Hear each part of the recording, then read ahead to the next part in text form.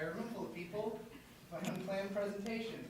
Not completely unplanned, 4 a.m. last night, but we got a slideshow together. She did, so, shouts out to the co-producer. Anyways, this is anime, as you can probably tell. It's just all of it, basically. I don't think anything's missing. That's important.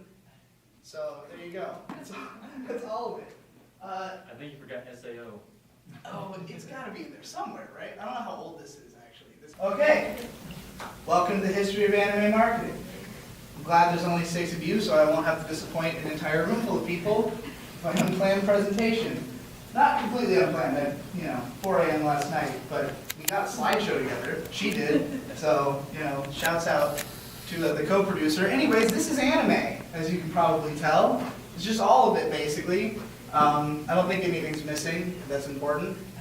So there you go. That's all of it. I think you forgot SAO. Oh, it's got to be in there somewhere, right? I don't know how old this is, actually. Most of these characters were big in the 2000s, so I'm thinking this might predate SAO. But this is all of anime. Unfortunately, I can't tell you about the entire history of anime marketing, because obviously, that would be insanely long. Instead, I'm going to give you sort of the Cliff Notes version of the most important show. How they were marketed interested me, at least, the things that I looked at and I thought, well, that clearly revolutionized how they did everything from that point forward, so it's probably worth talking about. But we will not be addressing Pokemon, or Yu-Gi-Oh, or Digimon, or any of that, because it takes, obviously I could do a 9-hour panel on that one. The amount, I could just sit here and list ways that Pokemon was marketed, and it would last an hour. They did everything with Pokemon. So, too much. We're going to keep it simple. Start in the 70s.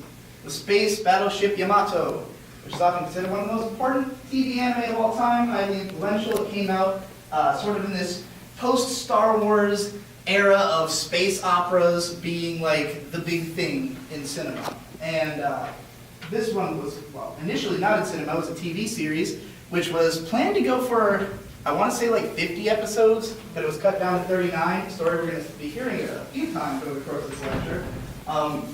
However, while the TV show was not as big of a success as they had hoped, they had a movie released for it where they recapped the entire thing in a couple of films, and the films were extremely popular. The box office numbers for the first movie blew those of Star Wars out of the water in Japan. Star Wars was defeated by Space Battleship Yamato because it's extremely Japanese. If you can't tell by the fact that it's about a Japanese World War II boat flying through the galaxy fighting aliens. So this marketing tactic of recapping the show into a pair of movies, which were literally just the show. They did not recreate it. They just took the show, cut it together, made a couple movies. But it obviously was a lot easier to follow than 39 weeks of continuous narrative. It also allowed them to cut a lot of the filler out of the show because there's every episode has minutes of them firing the big wave motion gun on the front of the thing, and it's stock footage reused over and over again. They cut all that out. The movie's, a little bit easier to follow. So this tactic became extremely popular, of taking a TV show, which, remember, we're before the internet. The only way you can actually watch a show is on TV. If you miss it, you have to catch the reruns. It was, not easy to just follow a show that was continuous, especially over such a huge amount of time. Even if you were waiting on reruns, that's 39 weeks of reruns. I used to have to watch Yu Yu Hakusho that way. It took a long time to get to the next arc in Yu Yu Hakusho back on Adult Swim. Now I can watch the whole show in a week. It's beautiful. So anyways, the film was a big success. And following that success, they made a ton of Yamato. They made a season 2 that they made a second movie. One of them I remember nobody liked it, and I think it was the second movie that nobody liked, and they retconned it. They were just trying to pump out as much stuff as they could that was like this. And one of the things that came out around the same time, just a year later, is Mobile Suit Gundam. Another that last one was a mech series, but another sci-fi war series that was, trying to be this epic space opera. Well, the unique thing about Gundam is that the guy who created it did not want to make the kind of robot shows that were highly successful at the time. Because in the 70s, robot shows were generally made for little kids. They were about big robots using crazy super attacks blowing each other away. Now, a lot of people still like those shows because compared to like American kids shows, they had really dramatic, involving narratives. Characters would actually die in some of these shows for kids. You know, that are also the ones where a guy shoots his hand out as a rocket at an enemy, you know. But like, that kind of goofy discordance is just what, Japanese cinema is all about, really, I guess. I mean, pretty much all anime is like that. Shonen Jump is made for kids, but they tear people's hearts right out of their chests and crush their hands sometimes. In like most of them. It happens in most shonen manga. Anyway, so the Gundam Trilogy, this is a film series that was a recap of the TV show. Not unlike Yamato right before it, the TV show didn't run as long as they had hoped because it wasn't very popular. It started to pick up steams when it was being rebroadcast, when people, word was spreading, people who liked the show were talking about it.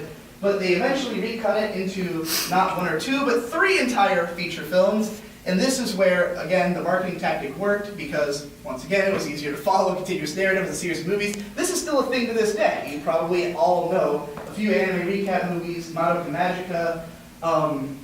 We're going to talk about that later, Ava, all kinds of stuff. But lots of movies that follow this formula of recap the show, or add something onto it. A lot of these movies will just add in a couple extra scenes just to be like, hey, we know you saw the show, but don't you want to hear them say like some jokes to each other about what snacks they're eating? Like, you ever watch one of those OVAs for like a cute girls show, and every single time it's just like them eating lunch, and it's like an $80 Blu-ray for one episode?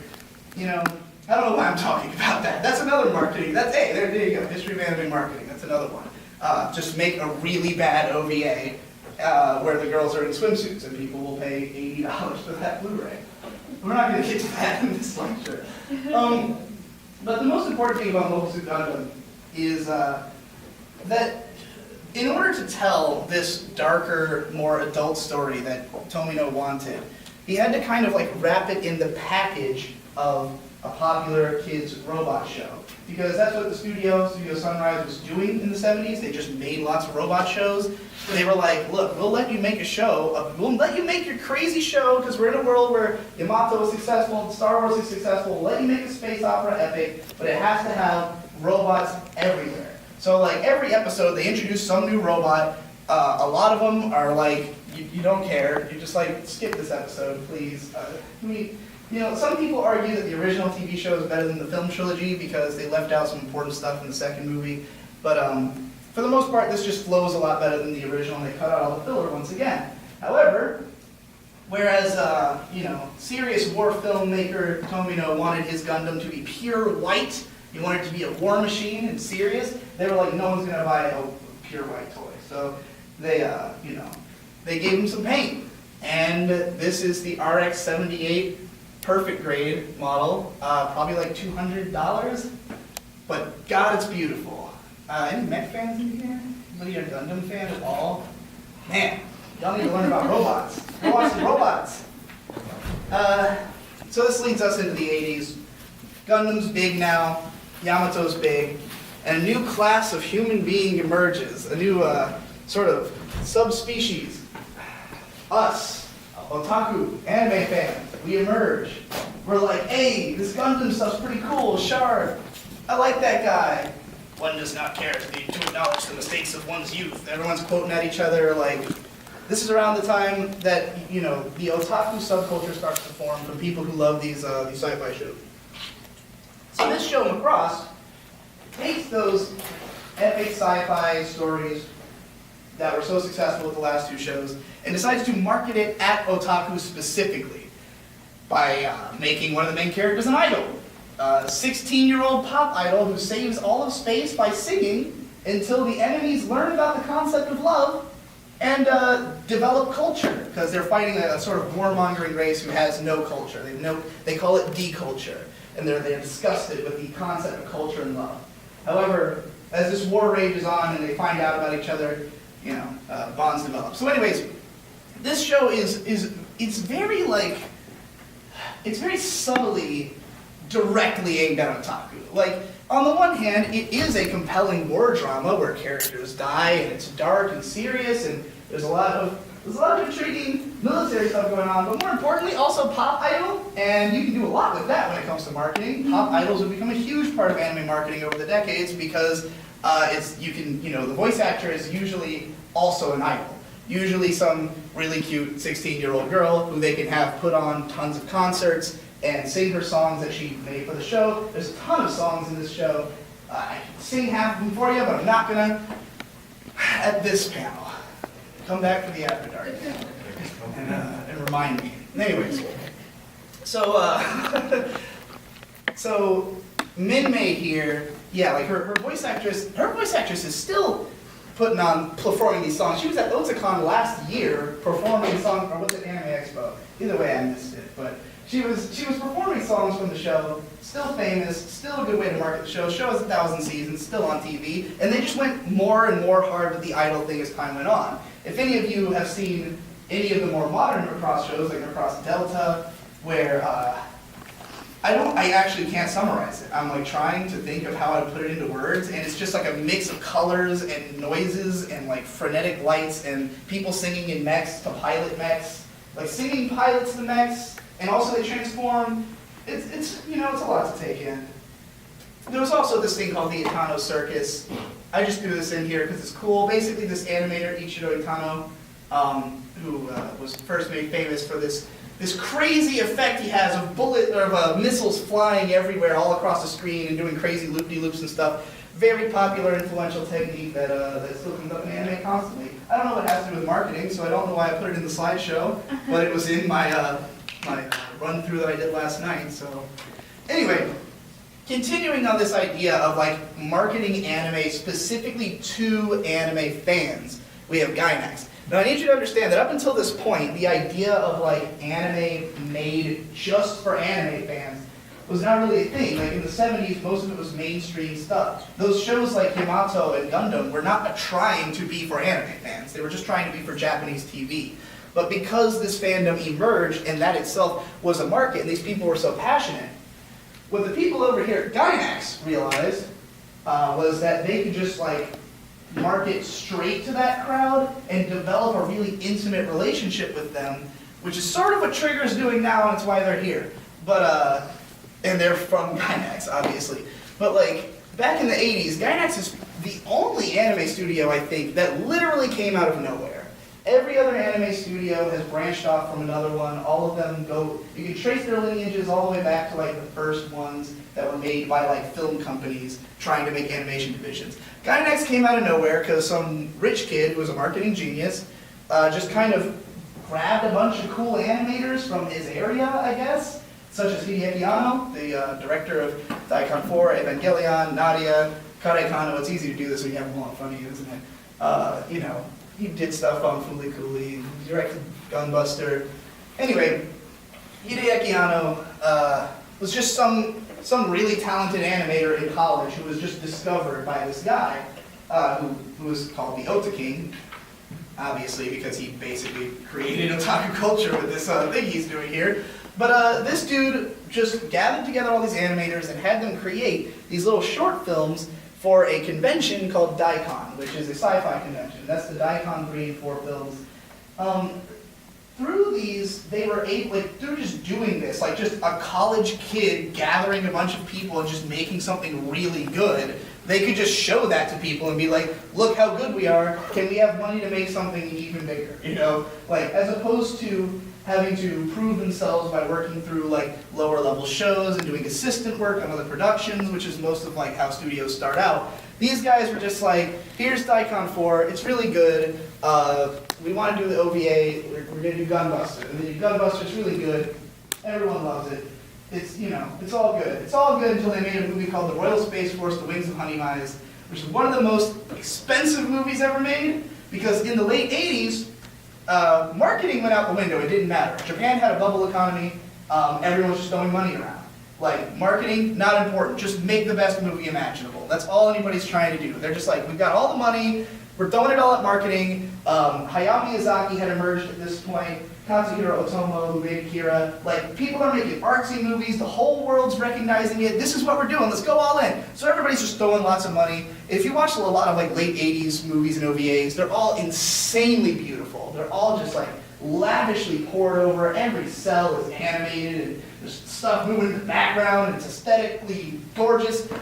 This killed studios, of course. Gainax, who sunk all that money into Royal Space Force, it did not succeed. They lost all the money and they almost died. However, they are marketing geniuses. So when the age of marketing came around again, they were ready. So the Ota King, he wrote this 2-episode OVA. How many of you have seen Otaku no Video? Just you? Well, Otaku no Video is 2 hour or so long episodes that came out in like 1991. And it's a story about a normal guy who's playing tennis in college. He's just like a totally fast-track, regular guy until he gets into anime. Ruins his life. All of his social, like all of his friends abandon him. His girlfriend leaves him. He loses his job because he's gotten fat and he's scruffy. And all he does is watch anime with his otaku friends and build model kits and stuff. Well, at the end of the first episode, after he's lost most of his life, he gets up and he's like, you know what? Why should we have to feel like we're the ones who are abnormal?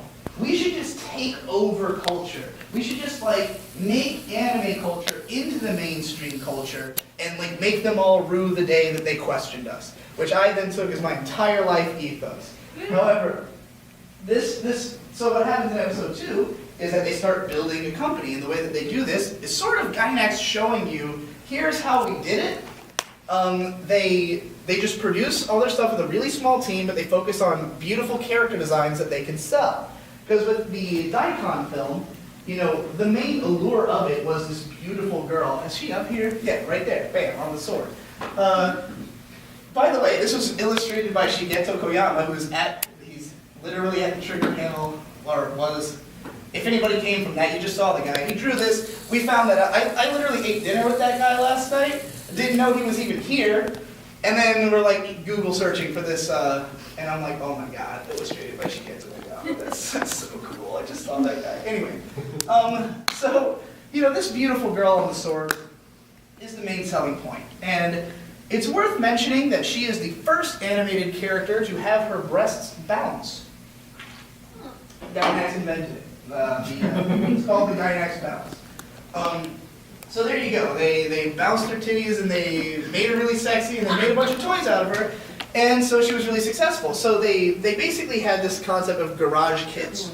And it used to be that, whereas now you can buy like a figure, you can drop like $150 and you buy like a beautiful, fully painted figure of a character. Well, a garage kit is like a really rough base model that has no paint. And the idea is you kind of touch it up and paint it yourself, but this allows for the company to just produce it themselves. Because it's really easy to make these things. They're just made out of like a cast. So they kind of make a cast of the character, mass produce a bunch of them. They don't have to do the technical side, and the fans who buy these kind of figures love painting them and stuff anyway. It's the same thing as like Warhammer or something. You know, just go home and paint a bunch of crap. So, which I have no patience to do personally. I'm glad this era's over. But Gainax, you know, they made their own garage kits, and because they were so cheap to produce, and they could sell them for cheap, so people would, you know, the idea was not that they were insanely expensive like figures are. They are a cheap thing that you can then customize and make cool. So you can make it worth more than it was originally worth, and people would even resell them if they did really nice ones. Sometimes you'll see in dealers' rooms where they'll have like repro or like original production figures where people like went really all out with like old garage kits, and it's often characters from the 90s who have just been resold, I guess, over the years across different dealers' rooms. So they realized that marketing the character was like what they needed to do, market this specific person. And so that's kind of where they would take things, especially in the 90s when we get to Eva. And I mean, I'm sure you all know the Eva girls. Who here has not seen Evangelion? You have not seen it? Do you know all the Eva girls? Nope. You couldn't point to them on this? Nope. You couldn't guess? No. Wow. Where have you been? Where have you been? literally been watching anime for less than a year. Okay, Yeah, he's new. But, anyway. We'll get him there. Anywho, these characters are extremely recognizable is my point. It's because they put them on everything. They've made so many products. There was actually a panel that goes around, I guess, to conventions sometimes, just listing all of the things that they've marketed Ava with. Like I said, I could do it with Pokemon. Like, they've put Ava on trains, they've made Ava stores, there's an Ava theme park, there's Ava, like, any product you could buy, there's an Ava version of it.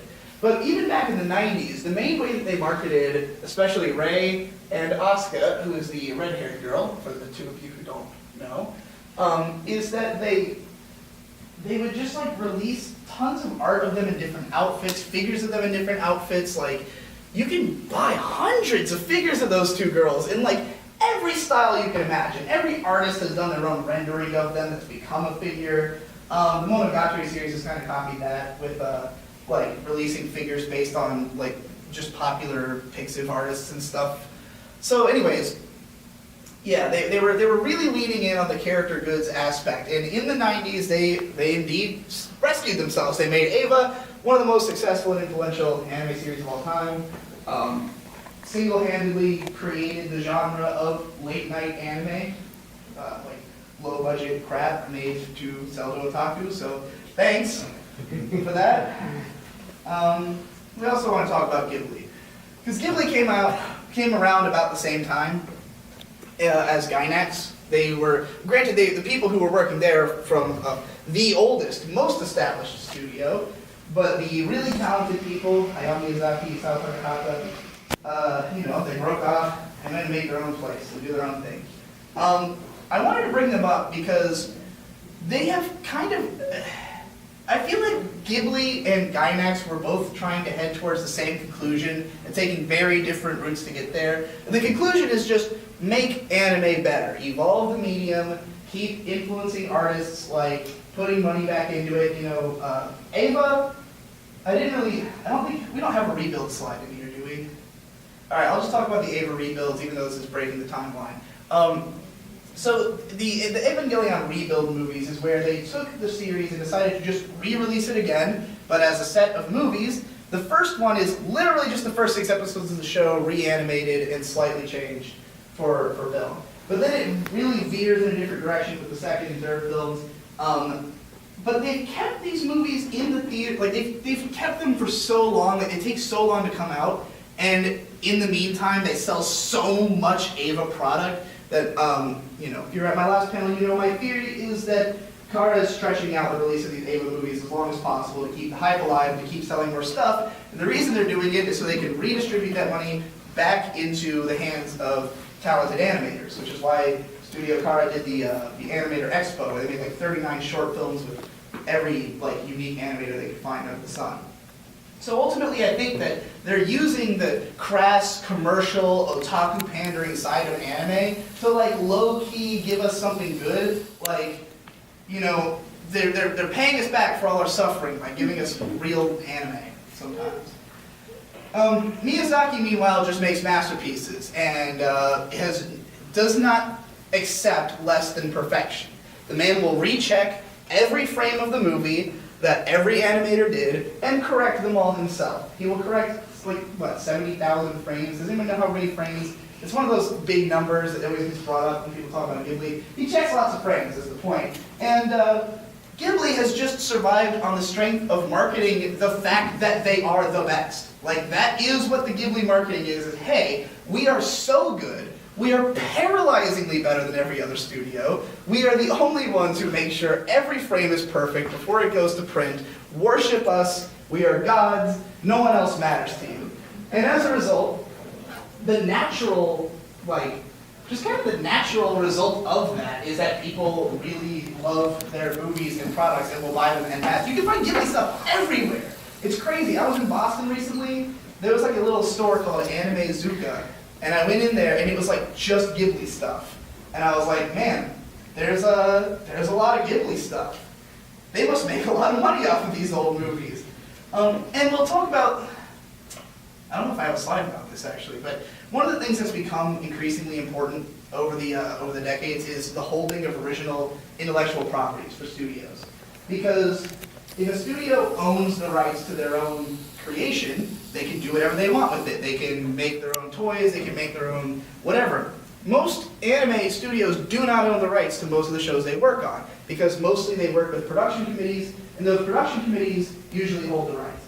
Now, the reason that so many anime have been working with, or so many studios have been working with Netflix recently, I don't think I have a slide about this, so I'll just talk about it now, is that Netflix uses an old model of how they handle intellectual property. It used to be that when a studio or a production committee funded a studio to do a project, they would hold the broadcasting rights to that show for a while, but eventually the intellectual property would default back to the studio after a few years, and they could do whatever they wanted with the property.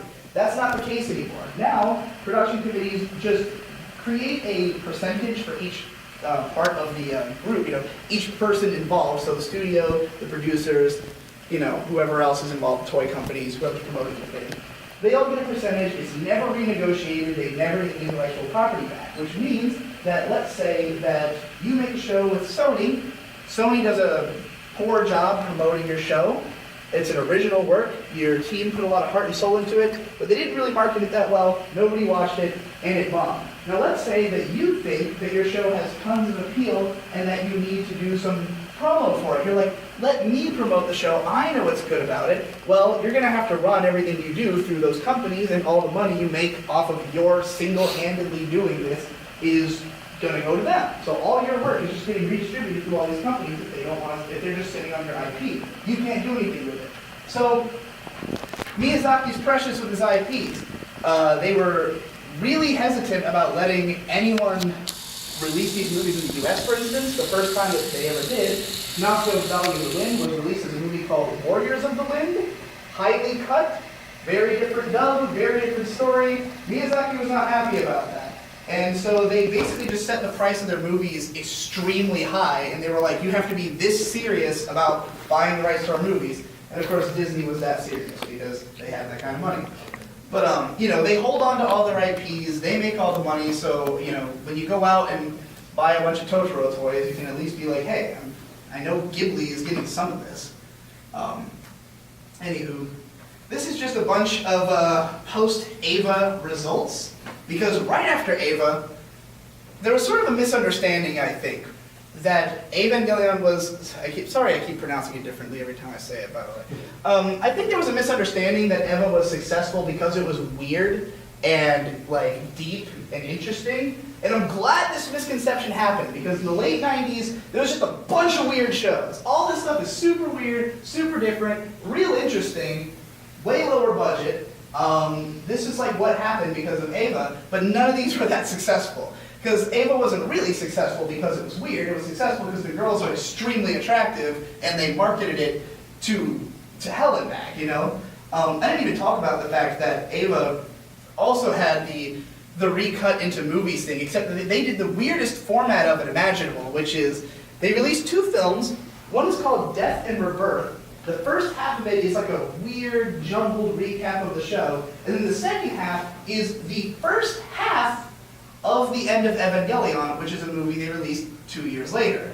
So you can watch the first half of the movie after a recap of the show. You paid to go to the cinema to see this, by the way.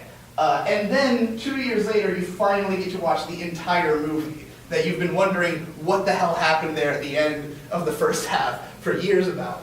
But this is all just to milk it for all it's worth, and they all do it now. Every studio does this. Gurren Lagann had a pair of recap movies where they only changed the very end of each movie to have a really cool fight scene, so you have to watch it. It doesn't matter if you like the TV show more and it doesn't condense the information and therefore is better, you gotta watch the movie, because man, those fights though!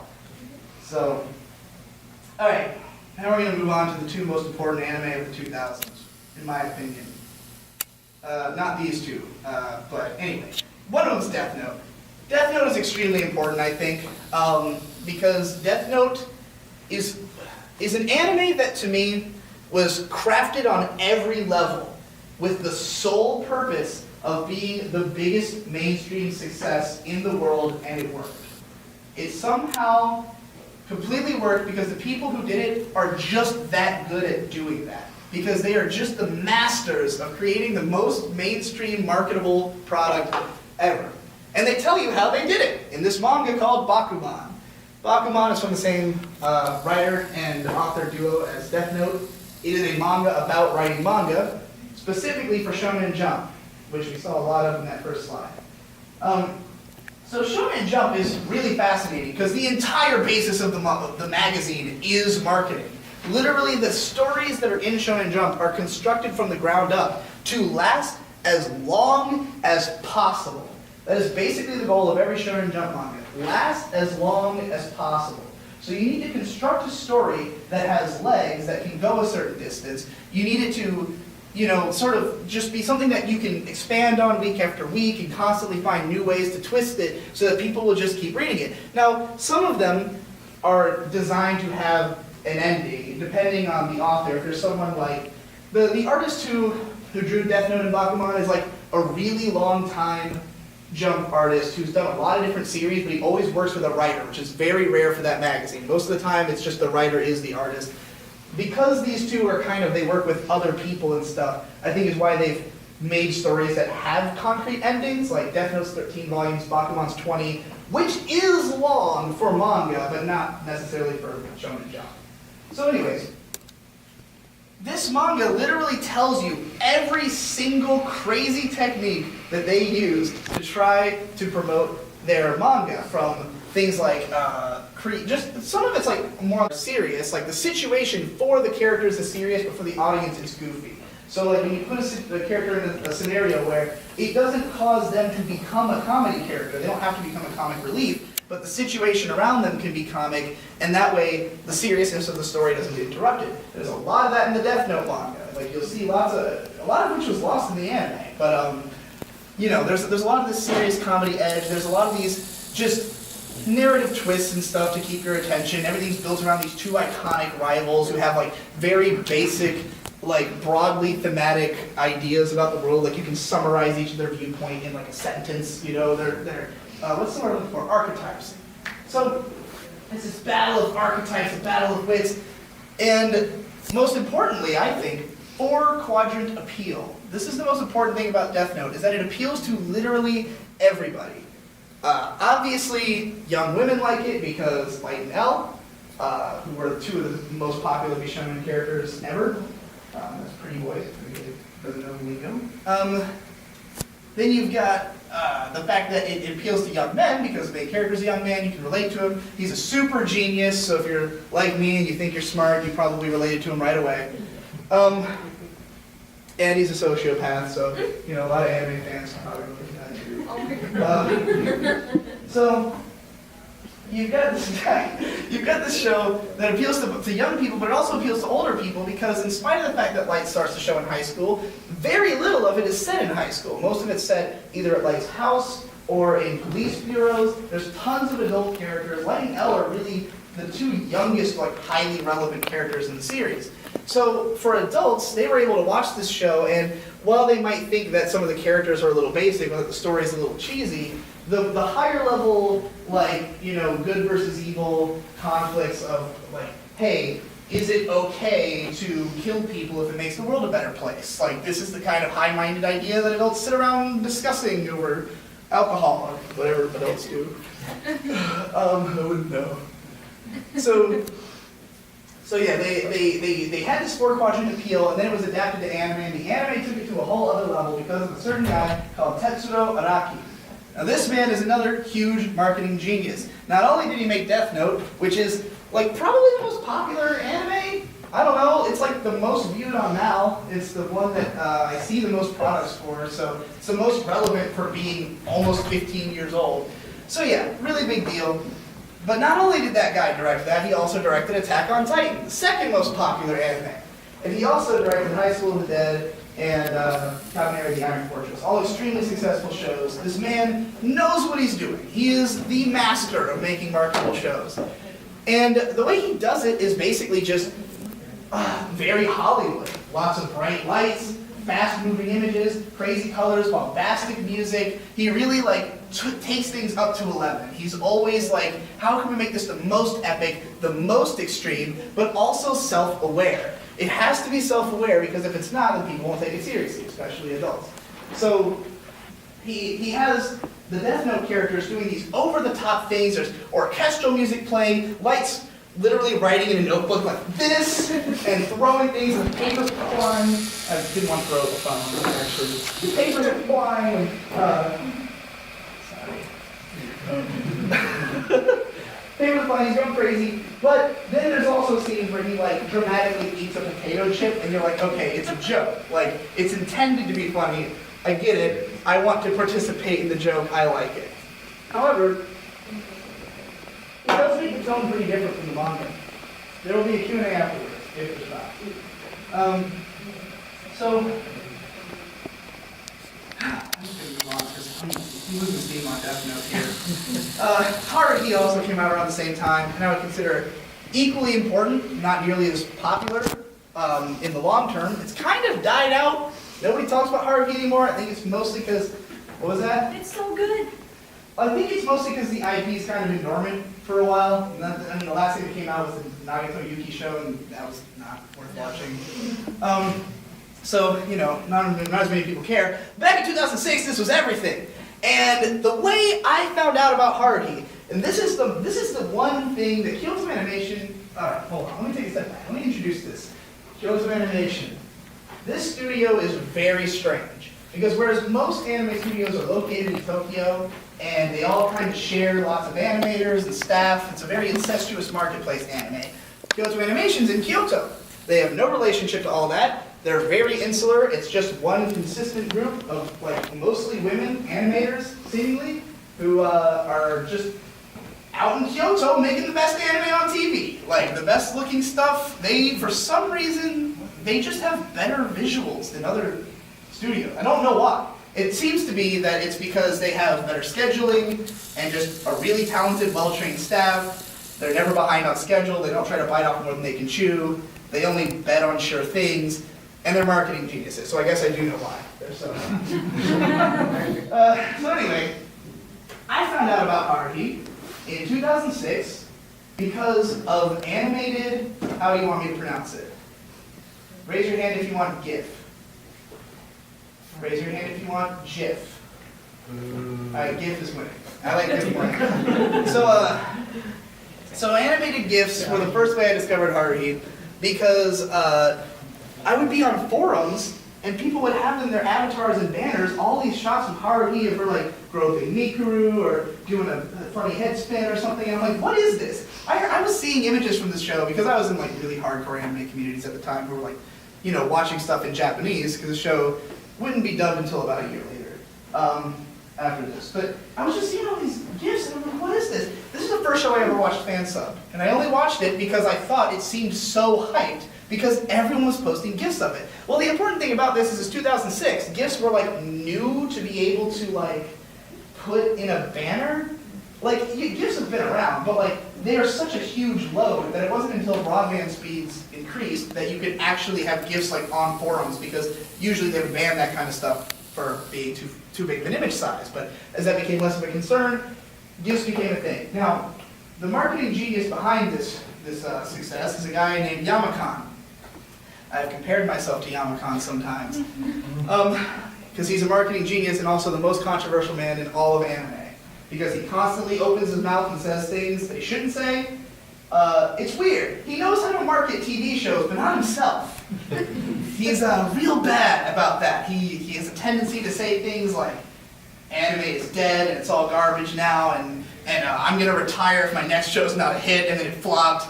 So that was a fun one. Anyway, he had the idea to make the ending theme of Haruhi a dance, just an unbroken dance sequence with beautiful animation. You might have heard of it, the Hare Hare Yukai dance. It was a huge deal in anime fandom at the time. If you were going to cons in 2008, you'd be seeing a group of 30 people doing the dance in front of a boombox, Yep. So this dance spread like wildfire because they had put out a full, if you actually watch the show, the EV is not the entire dance, but they put out a video of the full dance. So you could learn it. You could, teach it to your dance class or teach it to a bunch of prisoners. There's a video of that. Don't advise that. It's kind of a human rights violation, but you can make it happen if you are learning in Cuba, I guess.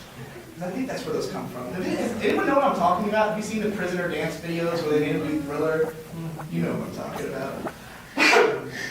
So anyway, so animated GIFs. Kyoto Animation, how many of you have heard of Myriad Colors Phantom World? Was the first thing you ever saw from it a GIF?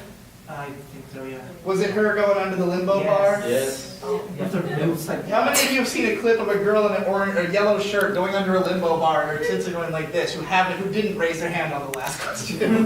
There you go. How many of you have heard of the show Chunibyo de Mokoi Gashitai, or Love Chunibyo and Other Drugs? If you haven't seen it, you may have seen random clips of high school girls in like red pleated skirts who are dancing like this, that's used in like every AMV, because there's just so many loopable moments, and they do it on purpose! These people are geniuses, they know what they're doing! They just constantly put scenes in their shows where a character will do a motion like this, and it's so easy to loop it, and so, yeah, all their shows will be everyone's avatar, when Chunibyo came out, everyone had a Rika avatar, because there's just so many cute scenes. It wasn't even that popular of a show, I don't think. But everybody knew about it from the GIFs. So that, among other things, is their strategy. Obviously, also just making high-quality animation. But then they made a show called Lucky Star about a year after Haruhi. And the marketing for this show is that it is obsessed with Haruhi. Haruhi was a really successful show. Haruhi, not unlike Eva, had every character good you could imagine. Every character goods, by the way, are just like products with characters on them. That's just like a Japanese phrase for it. Goods. Goodzo. Goods? I don't know. I'm a racist now, apparently. Anyway. This show was hugely successful. Every character had, literally side characters in this show had image albums. Like albums where the voice actor sings a song about the character, like that you have to pay $15 for 2 tracks. Every character in this show has one of those. Like, even the ones who aren't in this picture. There's like 12. There's tons of albums. There was a huge live show where, all the voice actors were there. They performed songs from the show. Haruhi's voice actress was wearing a shirt that said, "Did you come twice too?" Great shirt. Just saying that. It's real. It really happened. She's actually wearing, it's even got like a naked girl on it and everything. It's crazy. Haruhi has this big event. It's got all kinds of stuff going on. It's a huge show. Now, the reason Kyoto Animation, I think, did not pursue this show more actively, because it was very strange. The first season, in spite of being so successful, came out in 2006. A second season was not made until 2009, and that season had 8 episodes that are literally the same episode, reanimated 8 times. No one knows what they were thinking. Then they made a huge movie that everybody loved and didn't touch the franchise again. I think they just wanted to end it on a high note, and then eventually some other studio did like the offshoots and they weren't good. So I think the main reason for this is Kyoto Animation is one of those studios that I was talking about who really cares about original IPs that they own the rights for. They do not own Haruhi. Making amazing Haruhi shows will not make them any more money than they would just by making bad Haruhi shows, because it's just that whatever the committee is going to give them for budget. They're just going to be like, here's your money, go make another one. And they're like, we want stuff we can market ourselves, which is why they're so proud of like stuff like Free, where Free was entirely made in-house. That's why it's got 2 seasons of movies, and they market the crap out of it, because you can go to Kyoto Animation's building in Kyoto and buy things from Free there because they own it. In a similar way that Trigger, all they own is Luluco and Trigger-chan. So like, that's why they put so much Luluco iconography on everything. In fact, I think that's why Luluco exists, is just so that they could have a hub for their IPs and like have a sort of symbol. Anyway, Lucky Star, forgot I was even talking about this show. This show's obsessed with Haruhi because it just so happens, and it totally makes sense in narrative, because this girl right here, Konata, the main character, is a hardcore otaku. And she's a hardcore otaku in 2007. So what is she watching and obsessing with and talking with all the time? Haruhi. Who does she cosplay in the show? Haruhi. What live show does she go to in the show? The Haruhi live show, she's voiced by the same voice actress. She goes to see her own actress on stage. There's a scene where Konata, voiced by Aya Hirano, is standing in this crowd and she sees Aya Hirano singing and she cries because her voice actress is so cool. That's how she feels about her own voice. It's a great show. They both are. And Lucky Star was actually not that successful at first, especially in Japan. The first 4 episodes were not well liked. The director, Yamakan, same guy from over here, was fired from Kyoto Animation. It was said that he was just not. Basically, they said some really vague stuff about why they let him go, like he just wasn't running up to satisfaction. You know, I've never seen a director get fired from a show before. I've never really seen that in anime. So, as far as I'm concerned, it's probably just because he's kind of a dick. I think that's why they wanted him gone, because nobody likes Yamakan. He's a real trash talker. Monogatari. So this is probably, it was just him. I thought I heard like people shuffling their pants or something, but I couldn't tell. Anyway, it's just me projecting. So this is the Monogatari girls. The marketing for Monogatari, sorry I pronounced it that way, by the way. The marketing for Monogatari is that it has the hottest cast of all time, basically.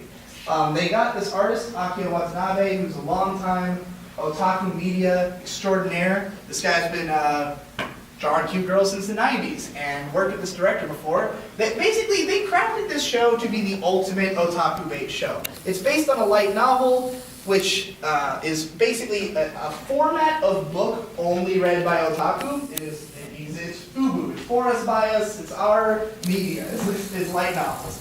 So this is a light novel about light novels, in a way, because Nisi always seen everything he writes is extremely meta and circular, and that's what anime fans like, is meta and circular. That's why I'm doing this presentation. It's all meta and circular, just like that sentence.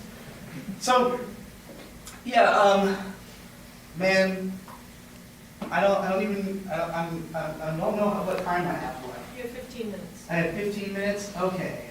Then I should stretch this out as long as I possibly can. How do I make it big again? Anyway, so I'm going to stare at this for a second so I can figure out how to market this show. Basically, they did the same thing with Haruhi. They made a million character goods. Oh, now I remember what was unique about this one. I tried to pick shows that had something unique to say about them so I wouldn't just be going through the same thing again.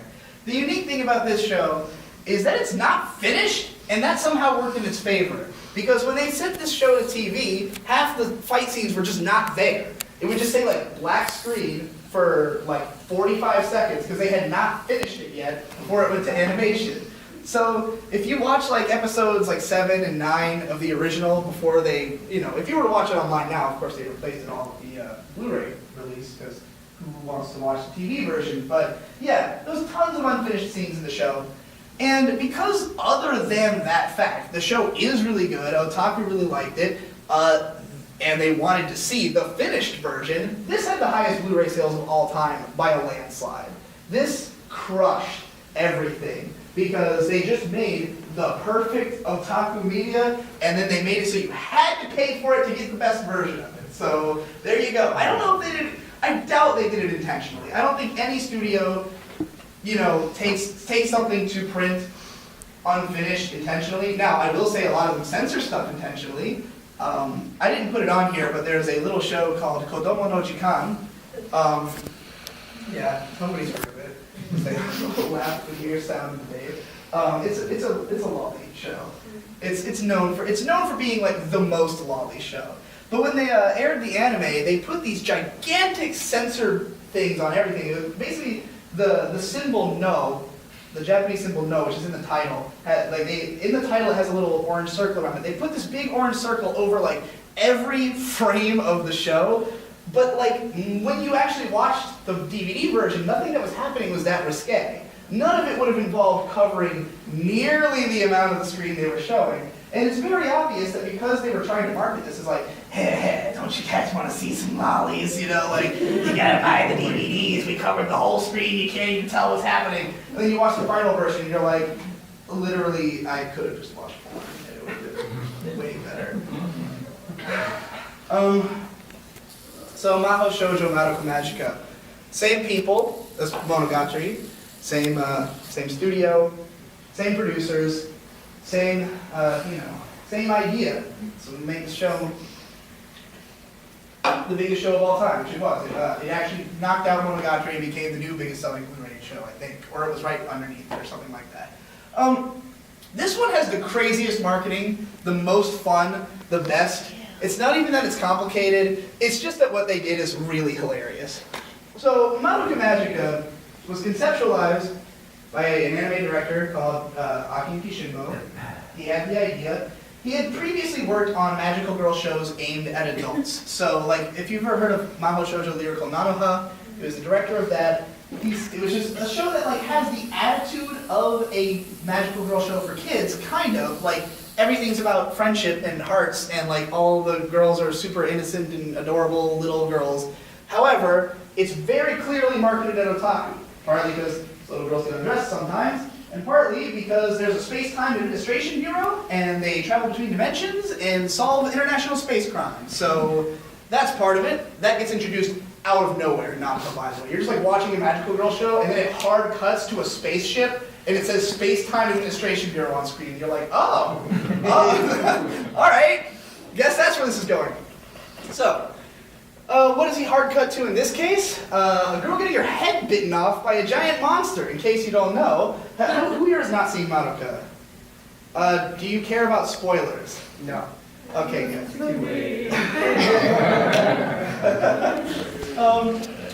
So this show, the marketing for this show, because this director, he wanted to make a more adult magical girl show, and he decided to hire on this writer named Urobuchi Gen, aka Butch Gen, aka Gen the Butcher. Gen the Butcher was known for mostly writing erotic visual novels of the Guro category, which means that he writes a lot of gore and people in unhealthy sexual relationships. There you go. That's a PG way of putting it. So Butch Gen, not only are all of his games violent, horrific, Lovecraftian nightmares, he's also co-president of a visual novel company called Nitro Plus, who produced Steins Gate and lots of like Guro and like crazy weird porn games. So this guy, he gets hired on to write Madoka Magica. Now everybody knows Butch Gen as the guy who writes dark stuff. His first anime that he wrote a script for is called Blast Rider. Spoilers for this show, none of you are going to watch it. Everyone dies. So that's how he became known as Gen the Butcher. So they start putting out promo art for Madoka, and all of it's cutesy and pink and adorable, and all the promo art was just like, this is a magical girl show. Look at them, they're bad, they're cool, they got weapons, but they're cute. The character designer's the same person who did Hidamari Sketch, which was a very low-key slice of life show from the same director from years before. You know, so cutesy aesthetic. She draws lots of Yuri manga as well, so maybe a little Yuri's gonna be here. Like, this obviously is aimed at otaku. It's obviously not for little girls. You can pretty much tell that from the character designs. And if you were to watch the first couple episodes of the show, it immediately feels off. Like, the show is kind of twisted and strange, and the aesthetic's really weird, but you're like, okay, I guess this is a magical girl show. But here's the marketing.